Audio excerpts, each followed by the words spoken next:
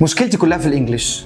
نفسي احبه مره، مفيش بيني وبينه اي عمار. ما هو انت عمرك ما هتحب الانجليش وانت بتعامله كماده دراسيه وماسك السكتش ومتوتر منها بالدرجه دي، لان مثلا الانجليش لو عملته كماده دراسيه بتاخدها مجرد مدرسه ومجرد درس وبتذاكرها، عمرك ما هتحبه وهيفضل مفيش بينك وبينه عمار. طيب يا مس هنعمل فيه ايه؟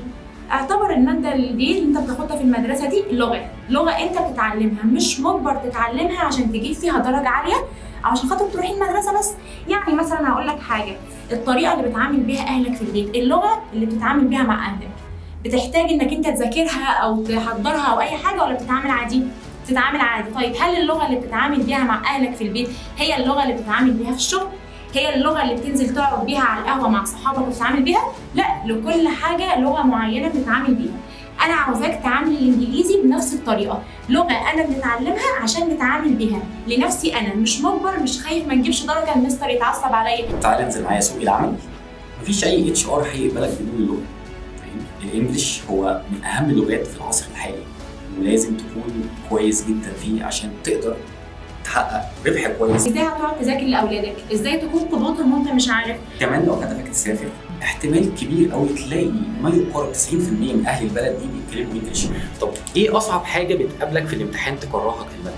القطع يا جماعه انا مش بعرف اترجمها ولا بعرف احلها. طيب ما تيجي نقول لك حل كويس للقطعه فتحب القطعه، تعرف تحلها، تجيب فيها اعلى الدرجات. بيكون قدامنا القطعه وعليها الاسئله، انت طبعا اول ما بتدخل بتسيب الاسئله وبتمسك القطعه تحاول انك تقراها مره واثنين وثلاثه، القطعه صعبه توترنا سيبناها ضيعنا درجات. طيب يا مس ايه هو الحل؟ اول ما تاخد الورقه كده ويجي على الدور في سؤال القطعه هتمسك الاسئله وتبدا تقراها، حتى لو مش فاهمها هتاخد فكره عامه عن الاسئله. طيب بعد ما خدنا فكره عامه عن الاسئله يا مس هنعمل ايه برضو؟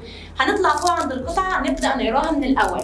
في وسط ما انت بتقرا القطعه توصل للسطر الاول الثاني الثالث هتلاقي نفسك بدات تجاوب على الاسئله اللي تحت. وليكن سؤال معانا من اللي تحت كان بيسالك على شخصيه من اللي في القطعه، بيقول لك كم عدد ابنائه مثلا، فانت وانت بتقرا القطعه هتلاقي قال لك 4، يبقى انا عرفت ان ده اجابه السؤال اللي تحت.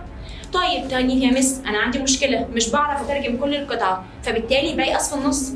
طبيعي اي طالب ممكن وهو بيقرا القطعه هيقف معاه من 6 ل 10 ل 20 كلمه ما شافهمش قبل كده ولا كانك شايفهم، ولا توقف نفسك في القطعه، تكمل قراءه القطعه بشكل عام، تاخد عنها فكره عامه، حتى لو مش عارف نترجم كل الكلمات يا مس، حتى لو مش عارف تترجم.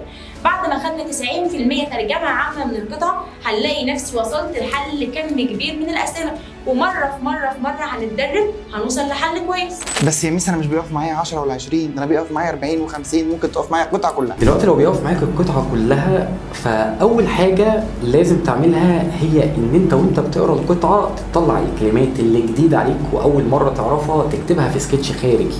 الحاجه الثانيه وفرنا لك قاموس خاص بكل الكلمات الخاصه بالقطعه.